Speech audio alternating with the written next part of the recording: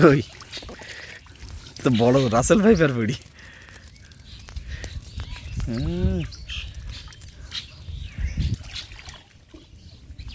আসসালামু আলাইকুম, আশা করি আপনারা সবাই ভালো আছেন। আলহামদুলিল্লাহ আমিও ভালো আছি। একটু আগে আপনাদের রাসেল ভাইপার দেখালাম। বর্তমানে রাসেল ভাইপার নিয়ে খুব আলোচনা হচ্ছে। আপনারা আবার ভেবেন না যে ওই সাপটা আবার রাসেল ভাইপার। ওই সাপটা হচ্ছে কেঁচো সাপ, যার কোনো বিষ নেই। কিছুদিন আগে মিডিয়ায় আবার দেখলাম এক লোক বলতেছে যে তার কাছে নাকি হচ্ছে তার প্রধান খাদ্যই নাকি সাপ আর ব্যাঙ। তো তারপর সে আবার বলল যে হচ্ছে রাসেল ভাইপার কি কোনো বিষাক্ত সাপ নাকি, ওর থেকে নাকি সে বিষাক্ত সাপ খাইতে পারে। তো যাই হোক, কেউ মরতেছে সাপের ভয়তে, আবার সেই সাপ কারো প্রধান খাদ্য। কি আজব রে ভাই, তার কাছে নাকি হচ্ছে গোকরা সাপ সবচেয়ে খাইতে ভাল লাগে।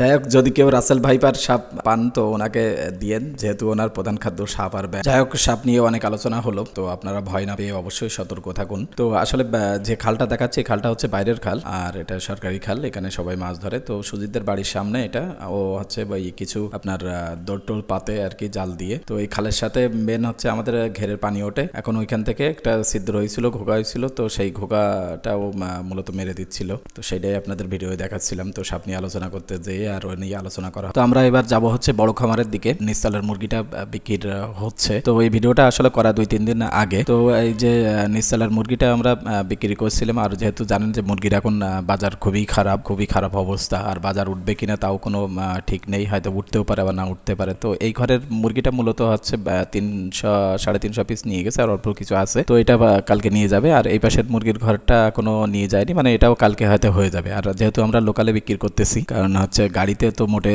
রেট নাই, আর লোকালে তাও একটু রেট আছে। তো যাক, সকালের খাবার দাবার দিতে হবে এদের। তো সকালের খাবারের আগে অবশ্যই আমরা ঘরটা করে দেই, যেটা হচ্ছে প্রতিদিনের কাজ। আমরা হচ্ছে লিটারটা নেড়ে ছেড়ে দেই। তারপরে হচ্ছে যে খাবারের যে গুঁড়ো খাবারগুলো থাকে আর কি, নষ্ট হয়ে যায় অল্প ছোটখাটো যে গুঁড়ো খাবারগুলো থাকে, তো সেই খাবারগুলো আমরা ফেলে দেই একসাথে করে। যেহেতু আমাদের ওই যে পিছনে পাঙাশ মাছ টাছ আছে, মাছ টাছ আছে, মানে রুই মাছ টাছ আছে, তো সেই মাছের আর কি ওইখানে দিয়ে দেওয়া হয়, ওরা খেয়ে নেয়। তো তারপরে হচ্ছে সকালে খাবার দিতে হবে। আর মুরগির একটু ক্ষুধা কম লাগছে, তার মানে খাবার যা দিয়েছিল সেই হিসাবে খাবার খায়নি রাতে। তো আপনাদের অবশ্যই খেয়াল রাখতে হবে যে যখন খাবার দিবেন রাতে, তো খাবার সকালবেলা খাবারটা আছে কিনা এটা অবশ্যই খেয়াল রাখতে হবে। কারণ মুরগি অনেক সময় গরম পড়লে, অনেক সময় মুরগির হচ্ছে কোনো সমস্যা হইলে, কিংবা কোনো একটা আবহাওয়া কারণেও অনেক সময় মুরগি খায় না। তো এইগুলো খেয়াল রাখতে হবে। আর কখনো খাবার থাকলে পাত্রে আপনারা খাবার দিবেন না, খাবারটা পুরোপুরি শেষ হওয়ার পরে। কারণ এই দেখেন, আমরা হচ্ছে আজকে কিন্তু একটু দেরিতে খাবার দিচ্ছি, যেহেতু দেখছি যে খাবার আছে, তো আমরা একটু দেরিতে খাবার দিচ্ছি।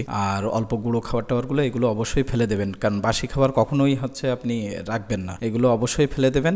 তাতে হচ্ছে বা আপনার মুরগির কোনো সমস্যা আল্লাহর রহমতে না হওয়ার সম্ভাবনা থাকবে। তো যাই হোক, আপনারা অনেকে কমেন্টে করেন যে এরা খাদ্য দিতে গেলে খাদ্য পড়ে, কেন ভিডিও বানায়, এইভাবে কিভাবে খাদ্য দেয়, মানে বিভিন্ন ধরনের কমেন্ট করেন। আসলে দেখেন, আমাদের সেটা অনেক বড়, আর হচ্ছে মনে করেন কাজ করতে করতে এমনি কষ্ট হয়ে যায়, তারপরে হচ্ছে যে খাদ্যটা পড়ে ওই খাদ্যটাই কিন্তু মুরগি আগে খায়। তো খাইলে হয়তো অনেক সময় লিটারের রেতে অনেক সমস্যা হয় অনেকে বলে। তো আল্লাহর রহমতে আমাদের সেরকম কোনো সমস্যা হয় না।